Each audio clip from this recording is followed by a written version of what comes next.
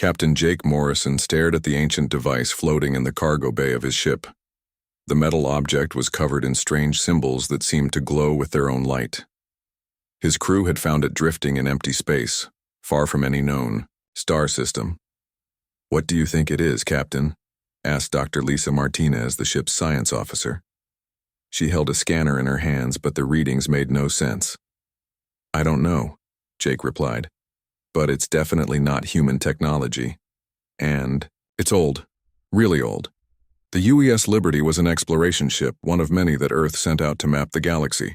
Humans had been part of the Galactic Federation for 50 years now, but they were still considered newcomers.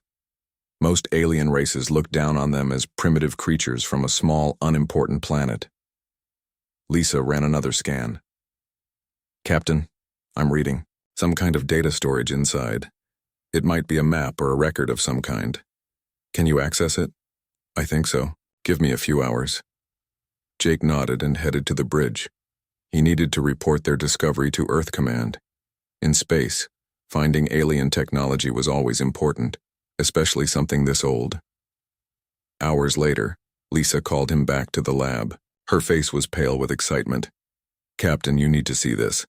The device contains coordinates to dozens of star systems, and according to my scans, those systems contain massive deposits of quantum crystals." Jake's eyes widened. Quantum crystals were the most valuable resource in the galaxy. They powered faster-than-light travel and energy weapons. Finding even a small deposit could make a planet rich. "Are you sure about this?" he asked. "Completely. Sure. This could be the discovery of the century." Jake immediately sent a message to Earth Command. Within days, the news reached Admiral Kevin Hayes, Earth's representative to the Galactic Council. Hayes was an honest man who had spent years trying to earn respect for humanity among the alien races. The Galactic Council met on a massive space station orbiting the galaxy's center. Representatives from hundreds of worlds gathered in a huge chamber to discuss important matters. When Hayes presented humanity's discovery, the reaction was not what he expected. Counselor Vextar, a tall, blue-skinned alien from the Zephyrian Empire, stood up immediately. "This is ridiculous," he said, his voice filled with contempt. "How can we trust these humans with such an important discovery? They are barely evolved primates who only learned to travel between stars 50 years ago." Other council members nodded in agreement. The Altarians whispered among themselves. The crystalline Nexari made clicking sounds that meant disapproval. "The humans have proven themselves to be reliable members of the Federation," Hayes argued. "They have followed all protocols and reported their discovery honestly." Vextar laughed, a harsh sound that echoed through the chamber. "Reliable? They are children playing with technology they don't understand. The mining rights to these systems should go to a more advanced species. I propose we give them to the Hegemony Alliance." The Hegemony Alliance was a group of military-focused alien races. They were known for taking what they wanted by force. General Kal Esh, their representative, smiled with too many teeth. "We would be honored to handle this responsibility," Kal Esh said. "The Hegemony has the technology and experience needed for such a large operation." Hayes stood up angrily. "This is theft. Humanity discovered these coordinates. By galactic law, we have the right to claim them. Galactic law also states that the Council can override claims if the discovering species lacks the capability to properly utilize the resource," Vextar replied smoothly. "And clearly, humans lack that capability." The vote was swift and brutal. 847 council members voted to give the mining rights to the Hegemony Alliance. Only 3 voted in favor of humanity's claim. As Hayes watched the results appear on the massive display screen, Vextar stood again. "Perhaps this will teach the humans to know their place," he said loudly. "They should be grateful for the scraps we allow them to have instead of reaching for things beyond their understanding." The chamber erupted in alien laughter. Clicks, chirps, and strange harmonics filled the air as hundreds of species joined in mocking humanity. What they didn't know was that the entire session was being broadcast live across human space. In homes and offices on Earth, in colonies on distant worlds, and aboard ships traveling between the stars, humans watched their species being humiliated. Back on the Liberty, Dr. Martinez continued studying the ancient device. As she dug deeper into its data, she made a disturbing discovery. The coordinates weren't just marking mining sites, they were marking prison worlds. "Captain," she called urgently, "I found something else in the device's memory. There are warnings here, written in dozens of different languages. They all say the same thing. Do not disturb the sleeping guardians." Jake hurried to the lab. Guardians? According to this data, the coordinates don't lead to simple mining worlds. They lead to prison planets where something called the Devourers are contained. Whatever civilization left this device behind was trying to warn others to stay away. Jake felt a chill run down his spine. The hegemony fleet is already on its way to the first coordinates. I know. I've been trying to contact Admiral Hayes, but all official channels have been closed to us. The Council has ordered us to stay away from the coordinates and return to Earth immediately. Jake stared at the alien symbols on the device. They seemed to pulse with urgency, as if trying to deliver their warning across thousands of years. His communication panel beeped with an incoming message. It was marked with the highest level of encryption that Earth Command used. Jake entered his security codes and watched as a simple message appeared on his screen. "Captain Morrison, you have done excellent work. The Council's decision has been noted and will not be forgotten. The hegemony thinks they have won, but they have made a grave mistake. They were warned about the consequences of crossing humanity. Now they will learn why that warning was given. Implement Protocol Omega immediately. Earth Command out." Jake had never heard of Protocol Omega. As he searched through his ship's classified files, he found a single document with that designation. It contained instructions that made his blood run cold. Protocol Omega was Earth's response to betrayal. It was a plan that had been in development since humanity first joined the Galactic Federation. A plan for what to do if the galaxy ever turned against them. The protocol was simple: prepare for war. As Jake read through the instructions, he realized that Earth had been planning for this day for decades. Hidden weapons, secret bases, sleeper agents scattered across the galaxy. Humanity had learned from their own violent history and applied those lessons to galactic politics. The hegemony fleet was racing toward the first set of coordinates, eager to claim their stolen prize. They had no idea that they were flying toward more, a trap that had been waiting for thousands of years, and they had no idea that by betraying humanity, they had awakened something far more dangerous than ancient alien guardians. They had awakened human anger. Commander Alex Chen received the activation signal while sitting in a coffee shop on the alien world of Centauri Prime. To everyone around him, he looked like a simple human trader selling Earth goods to alien customers. They had no idea he was one of Earth's most dangerous operatives. The signal was hidden inside what appeared to be a routine news broadcast about grain prices. But Alex knew the code. Protocol Omega was active. The sleeping giant was waking up. He finished his coffee, paid his bill, and walked calmly to his small apartment. Once inside, he moved a bookshelf to reveal a hidden compartment. Inside were weapons, communication devices, and detailed intelligence files on every major alien military installation in this sector. Alex wasn't alone. Across the galaxy, hundreds of humans received the same signal. Merchants, diplomats, researchers, and tourists suddenly revealed their true nature. They were all part of a secret network that Earth had been building for 50 years. On Earth, Professor Daniel Kim walked through the corridors of a facility that officially didn't exist. Deep underground, hidden from alien sensors, the Terra program had been developing technology that the galaxy had never seen. "How long until the factories are fully operational?" Kim asked his assistant. 12 hours, Professor. All automated systems are coming online now." Kim nodded and looked at the massive display screen showing locations throughout human space. Red dots appeared one by one as hidden facilities activated. Asteroid bases, underground complexes, and ships disguised as cargo haulers all revealed their true purpose. For 50 years, humanity had been playing the role of the galaxy's junior partner. They had smiled, nodded, and accepted insults while secretly preparing for the day when their patience would run out. That day had arrived. Captain Rachel Stone was piloting what looked like an old cargo ship through hegemony space. The UES Retribution appeared rusty and slow, exactly the kind of vessel that alien patrols would ignore. But hidden inside its hull were engines and weapons that could outmatch anything the hegemony had. Approaching the target, she reported to her crew. Her mission was simple: plant surveillance devices on hegemony military bases and gather intelligence on their fleet movements. The aliens thought humans were too primitive to conduct effective espionage. They were about to learn how wrong they were.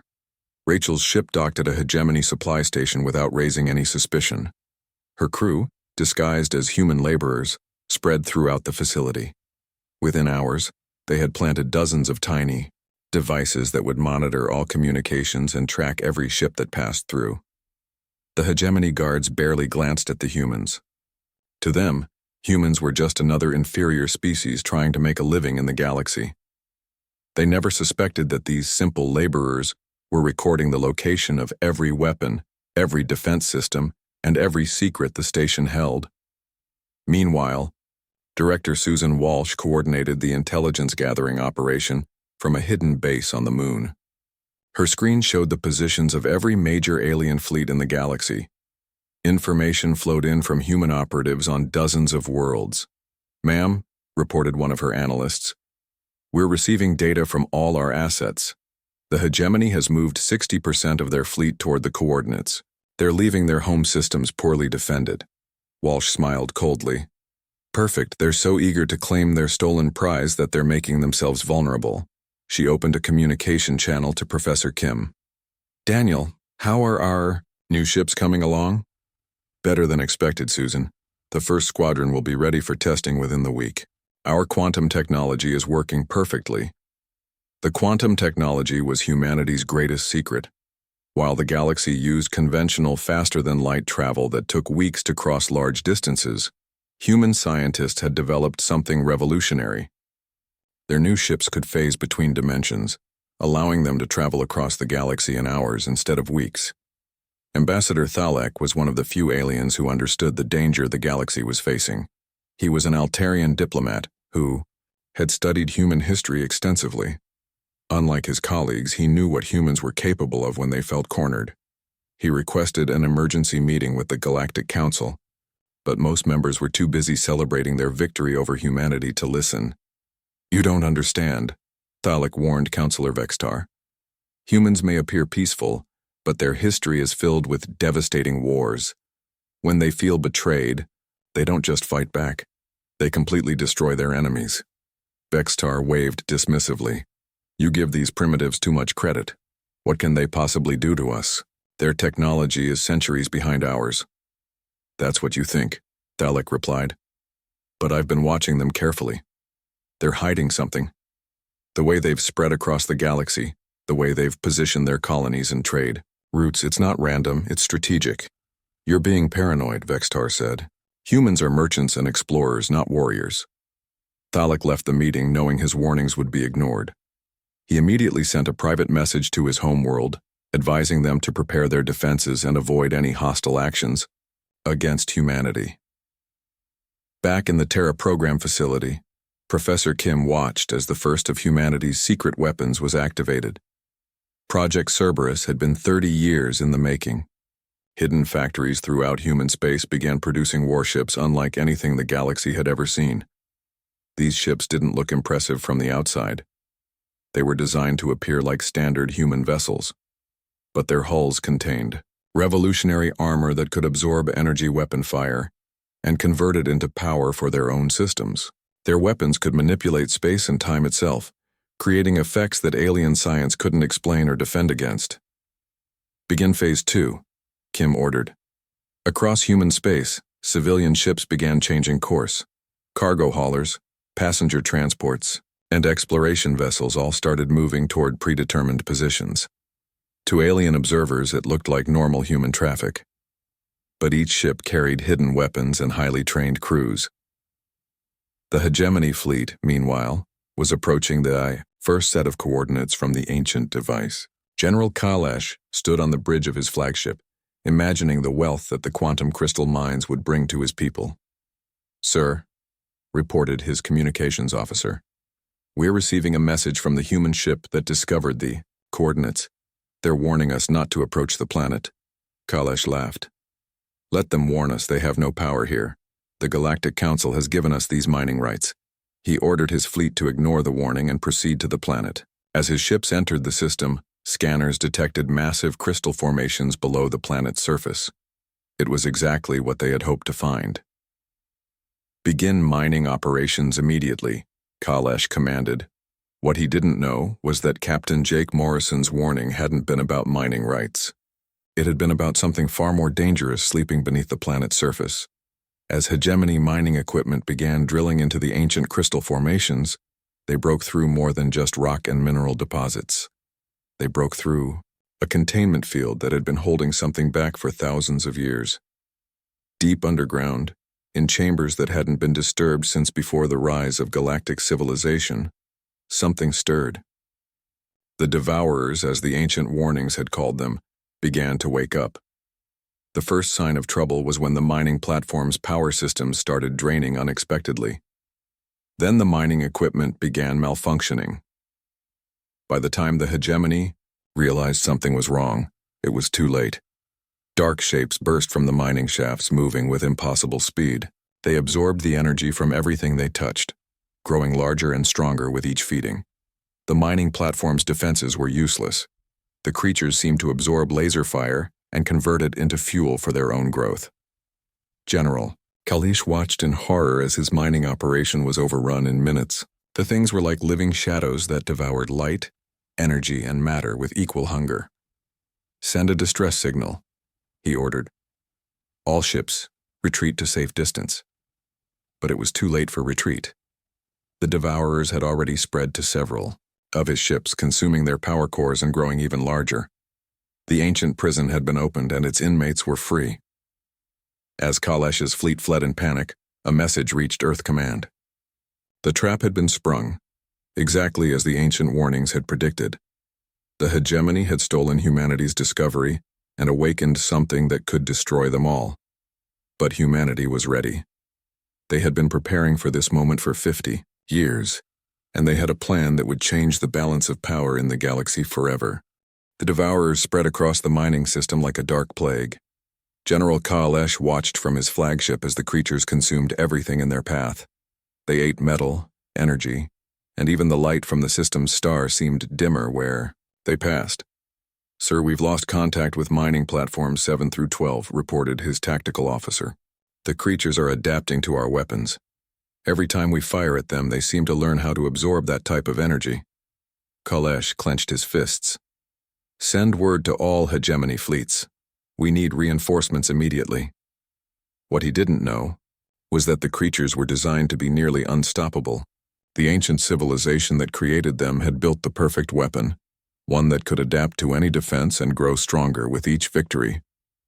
Dr. Paul Anderson studied the data streaming in from long-range sensors aboard a hidden human observation post.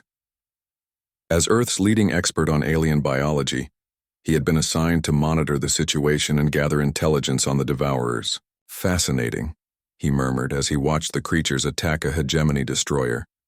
They're not just consuming matter and energy, they're learning. Each time they encounter a new type of weapon or defense, they adapt within minutes. His assistant looked worried. Dr. Anderson, if these things can adapt to any weapon, how can they be stopped? That's what we need to figure out, Paul replied. But first, we need to understand exactly what they are. Meanwhile, the Galactic Council was in emergency session. Counselor Vexitar, who had been so confident just days before, now looked pale and frightened. The hegemony is requesting immediate assistance, announced the council speaker. They claim to be facing an unprecedented threat. What kind of threat? Asked another council member. General Kalesh appeared on the main display screen via emergency transmission. Behind him, alarms were blaring and his ship shook from impacts. Council members, we have encountered hostile alien life forms of unknown origin. They consume energy and matter at an alarming rate and appear to be spreading beyond the mining system. We need immediate military support from all member species. Vextar stood up quickly. The Zephyrian Empire stands ready to assist our hegemony allies. But then, Kalesh said something that changed everything. We also request assistance from Earth. Their species discovered the coordinates originally, and they may have information about these creatures. The council chamber fell silent. After humiliating humanity just days before, they now needed human help. Vextar swallowed his pride and contacted Admiral Hayes. Admiral, the Council requests Earth's immediate assistance with the crisis in the mining systems. Hayes's response was cold and calm. I'm sorry, Counselor, but Earth's resources are currently committed elsewhere. Perhaps you should handle this crisis with the same efficiency you used to steal our discovery. Admiral, please, Vextar pleaded. This threat could spread throughout the galaxy. Then you should have thought of that before you betrayed us, Hayes replied, and ended the transmission. Unknown to the Council, Earth was indeed responding to the crisis, but not in the way they expected. Fleet Admiral Tony Rodriguez commanded humanity's secret armada from a hidden base in the asteroid belt. All ships, begin Phase 1 operations, he ordered. Across the galaxy, human vessels that had been disguised as civilian craft suddenly revealed their true nature. Cargo ships dropped their false hulls to reveal advanced warships. Trading posts activated hidden weapon systems. Exploration vessels began launching attacks on hegemony supply lines. Captain Emma Johnson commanded the USS Vengeance, one of humanity's new quantum phase ships. Her target was a major hegemony military base that had been used to launch raids against human colonies for years. All hands prepare for phase jump, she announced. The Vengeance disappeared from normal space and reappeared inside the hegemony base's defensive perimeter. The alien defenders had no time to react before human weapons struck their command centers and power systems. Target neutralized, Johnson reported. No casualties on our side. Hegemony base is offline. Similar reports came in from across the galaxy as human forces struck dozens of targets simultaneously. The aliens who had laughed at humanity's primitive technology found themselves facing weapons they couldn't understand or defend against. But the Devourer crisis was growing worse. Dr. Anderson's analysis revealed something terrifying. The creatures were specifically designed to target the genetic markers found in all current Galactic Council member species.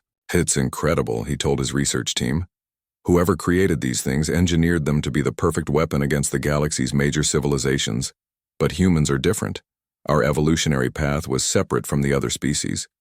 We don't carry the genetic markers the Devourers are programmed to hunt.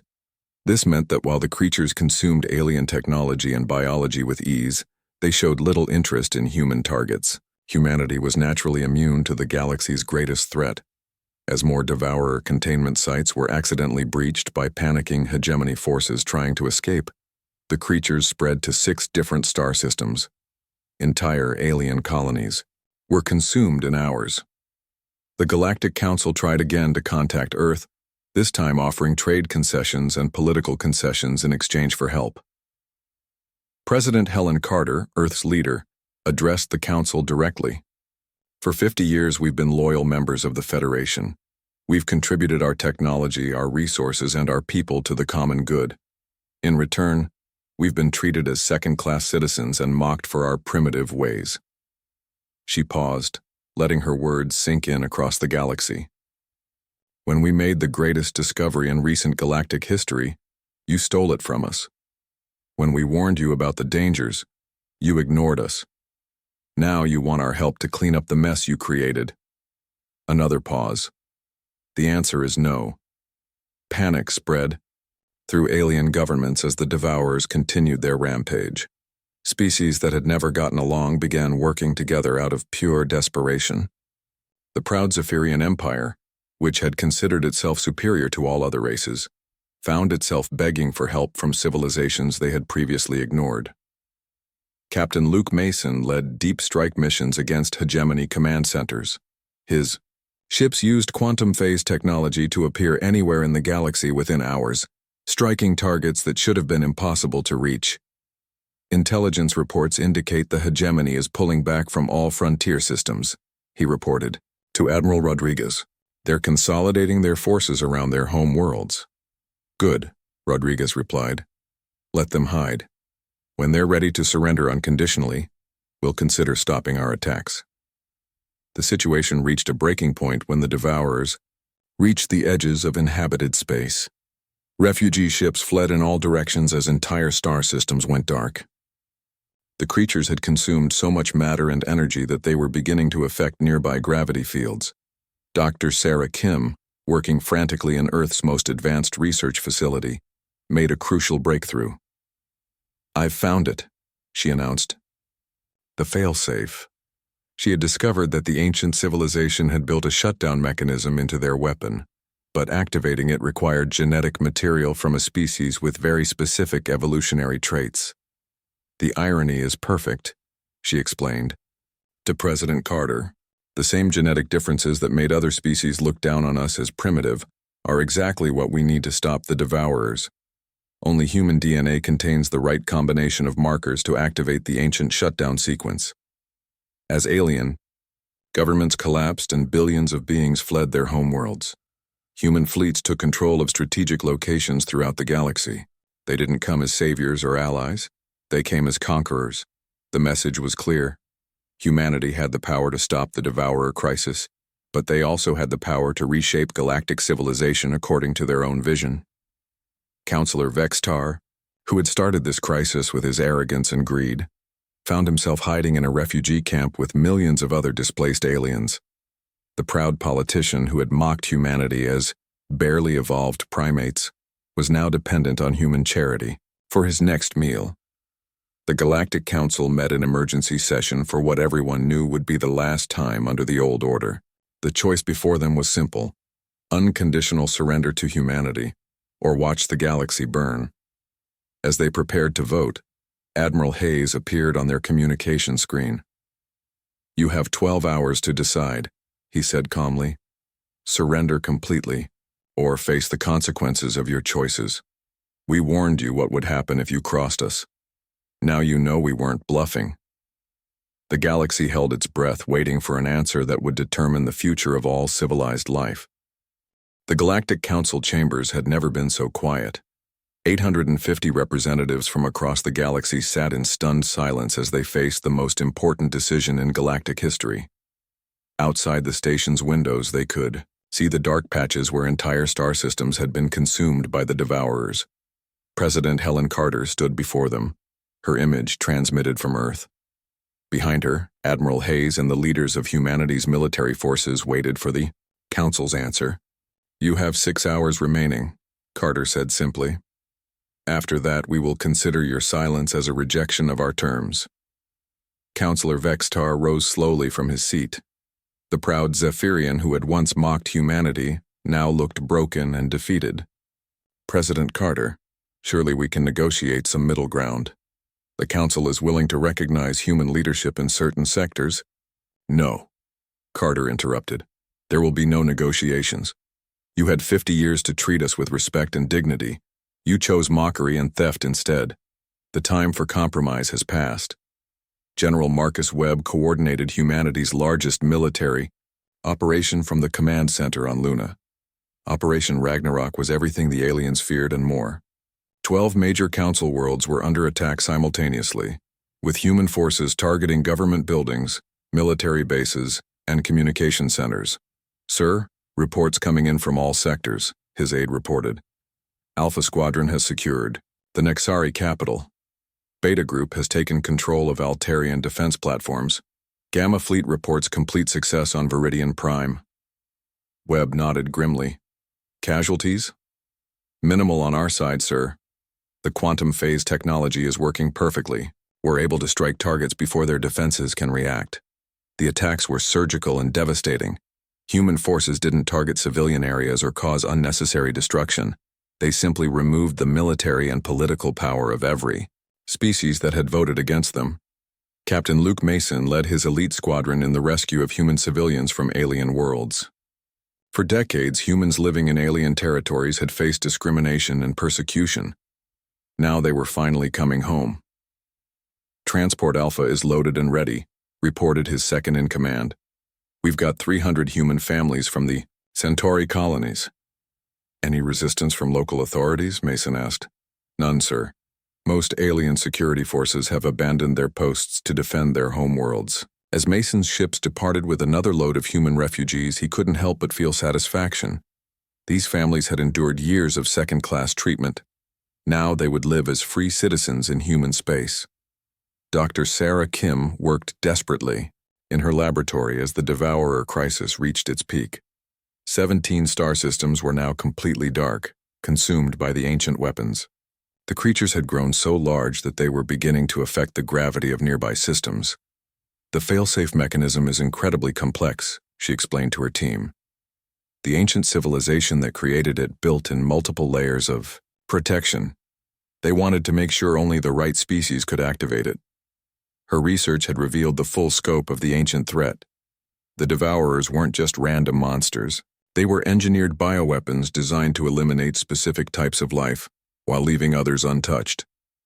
It's brilliant and terrifying, Sarah continued. They created the perfect selective weapon. The Devourers target species based on genetic markers that were common among the ancient galactic civilizations, but humans evolved separately, so were naturally immune. Meanwhile, the Devourer outbreak continued to spread. The creatures had learned to use consumed starships as vehicles, flying from system to system in search of new sources of energy and matter. Alien fleets that tried to fight them were simply absorbed and added to their growing mass. General Kalesh, who had started this crisis by claiming the stolen mining rights, was now a broken commander leading a handful of surviving ships in desperate flight from the monsters he had unleashed. "Sir, the creatures have reached the hegemony frontier worlds," his communications officer reported. "We're receiving distress calls from 12 different systems." Kalesh closed his eyes in despair. His people were paying the price for his greed and ambition. "Send word to all hegemony commanders," he ordered. "Full retreat to the core worlds.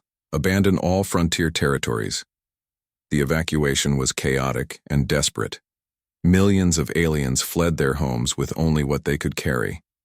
Refugee ships crowded the space lanes, all heading away from the expanding zone of darkness where the Devourers fed.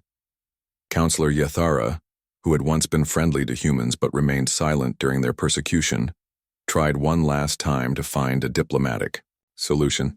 She contacted President Carter directly, hoping to appeal to humanity's better nature. "President Carter, I know my people made mistakes," she said. "But surely you can see that punishing entire civilizations for the actions of their leaders is wrong." Carter's response was cold but not cruel. "Counselor, I appreciate your past friendship with humanity, but silence in the face of injustice is still complicity. Your people had representatives on the council. They watched us be humiliated and said nothing. Now they must face the consequences." "But what about the innocent civilians? The children who had no part in these decisions? What about the human children who grew up being told they were inferior because of their species?" Carter replied. "What about the human families who were denied opportunities because aliens considered them primitive? You're asking for mercy that your people never showed us." Yathara ended the call knowing that her efforts had failed. The old order was finished, and a new one was about to begin. As the deadline approached, desperate alien leaders made increasingly frantic offers. The Nexari offered to share their crystal technology. The Altarians promised exclusive trade agreements. The Viridians offered to make humans equal partners in their government. President Carter rejected them all with the same response. Too little, too late. With 1 hour remaining before the deadline, the Galactic Council held its final vote. The choice was simple: unconditional surrender or total war against humanity while the Devourers consumed the galaxy. The vote was unanimous. 850 representatives voted to surrender all governmental authority to humanity. As soon as the vote was complete, Dr. Sarah Kim began implementing the Devourer solution. Using human genetic material and ancient alien technology, she activated a network of containment fields that had been built into the galaxy's structure by the long-dead civilization. The effect was immediate and dramatic. Across 17 star systems, the Devourers suddenly stopped feeding and began to withdraw. The ancient shutdown sequence was working, but it required constant maintenance using human DNA to keep the creatures contained. Admiral Hayes addressed, The defeated council members. The Devourer crisis is under control, but only as long as humans maintain the containment system. This means that any future rebellion against human authority will result in the immediate release of these creatures. The message was clear. Humanity now held the ultimate weapon. They could unleash the Devourers against any species that opposed them, while remaining immune to the creatures themselves. Jake Morrison, the exploration captain who had discovered the original coordinates, received an unexpected promotion. President Carter appointed him as the first Galactic Emperor, with authority over all former Council territories. "Why me?" Jake asked during their private meeting. "Because you understand both sides," Carter replied.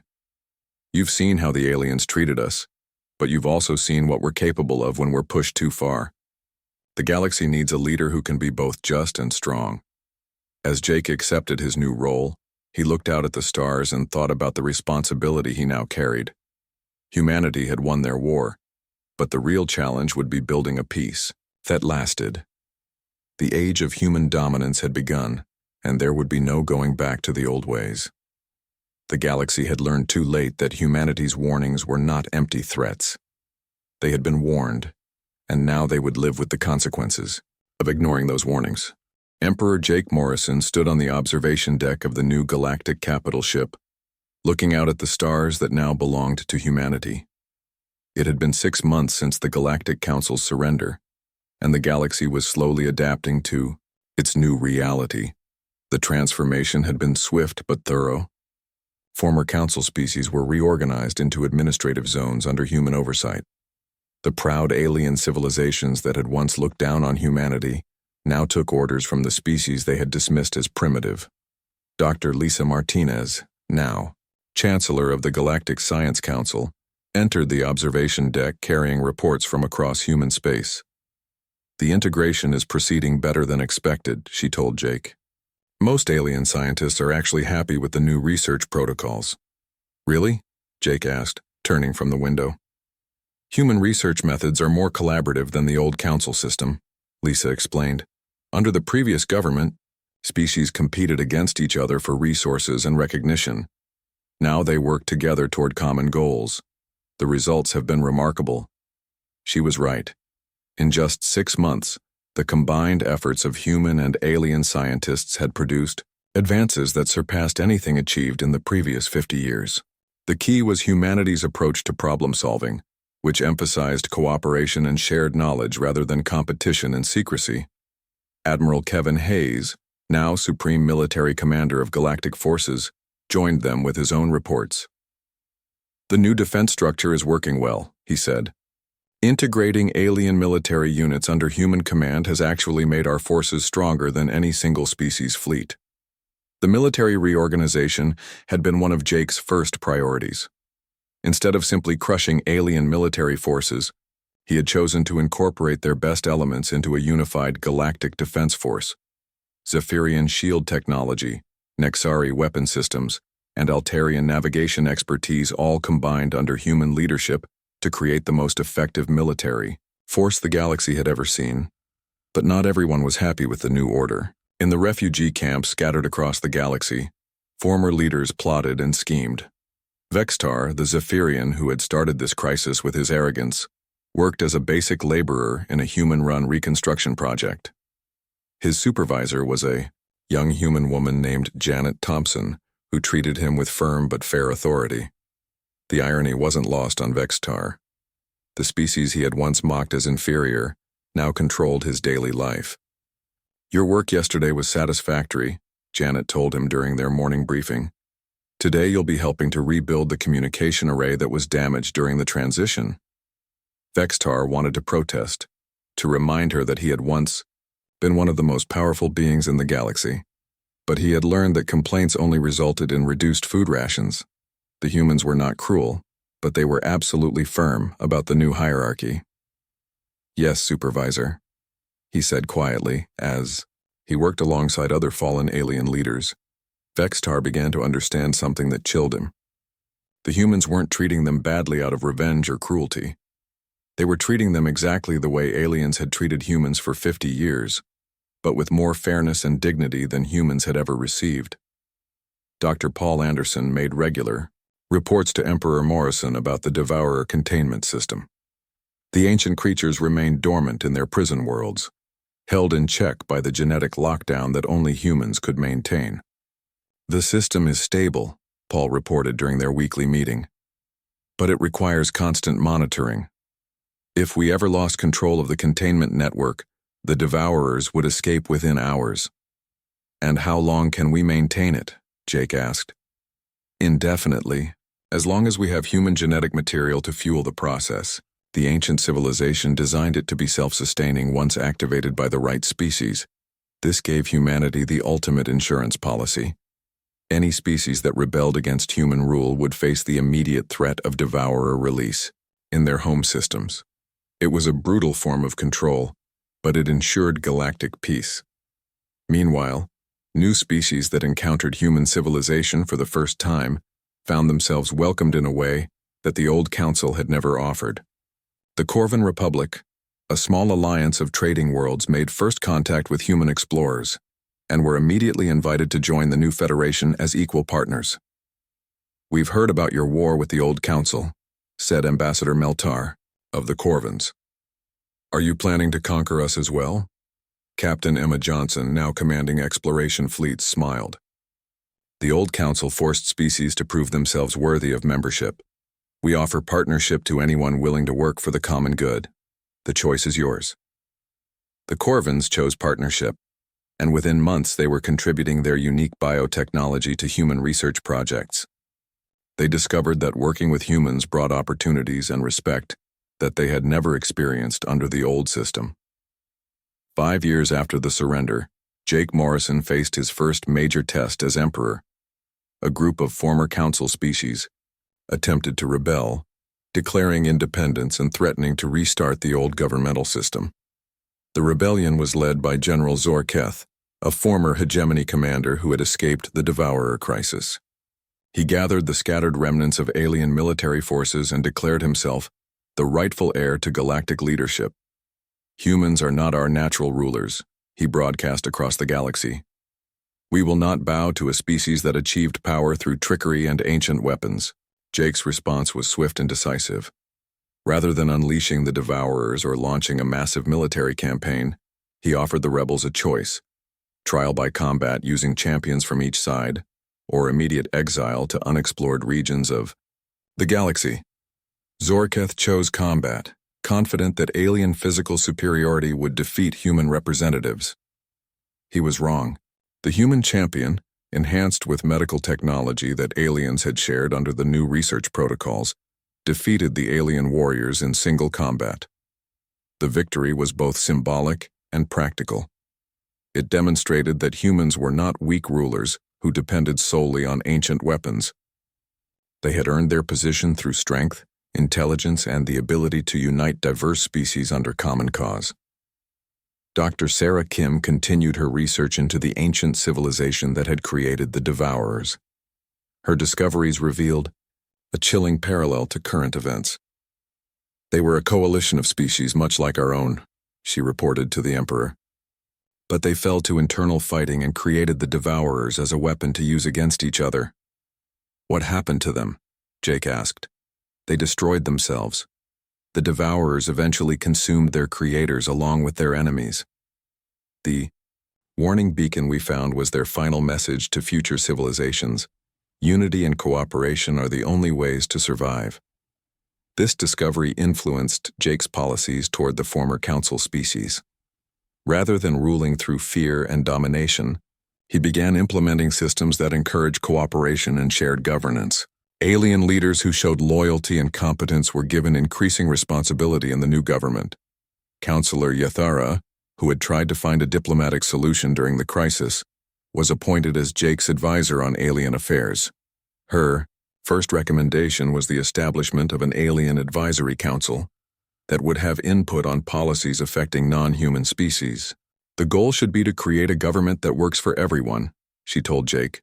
"Revenge feels satisfying, but cooperation builds lasting peace." Jake agreed, and the advisory council became one of the most successful innovations of the new government. Former enemies found themselves working together to solve common problems. and their cooperation produced better results than the old competitive system. 10 years after the fall of the Galactic Council, Jake Morrison stood in the same observation deck where his journey as Emperor had begun. But now he wasn't alone. Representatives from dozens of species worked alongside human administrators, all united in the goal of building a better galactic civilization. Chancellor Martinez joined him with the latest research reports. The unified science programs have produced another breakthrough, she said. Combined human and Zephyrian research has developed a new form of faster-than-light communication that will connect the entire galaxy. Admiral Hayes arrived with military reports that showed the new defense force successfully protecting trade routes and exploration missions. The joint patrols are working perfectly, he said. Having mixed crews on every ship has eliminated the old prejudices and created real cooperation. Dr. Anderson brought news that the Devourer containment system had been upgraded with help from alien scientists. The new modifications will make the system even more stable, he reported. And we've trained alien technicians to help maintain it, so we're not completely dependent on human personnel. As Jake listened to these reports, he realized that humanity had achieved something remarkable. They had transformed from galactic outcasts to respected leaders, not through conquest alone, but through the demonstration that cooperation produced better results than competition. A communication alert interrupted his thoughts. A new message had arrived from the galactic frontier, where human and alien exploration teams were working together to map unknown regions of space. Emperor Morrison, came the voice of Captain Rachel Stone. We've made contact with a new species. They call themselves Tuti,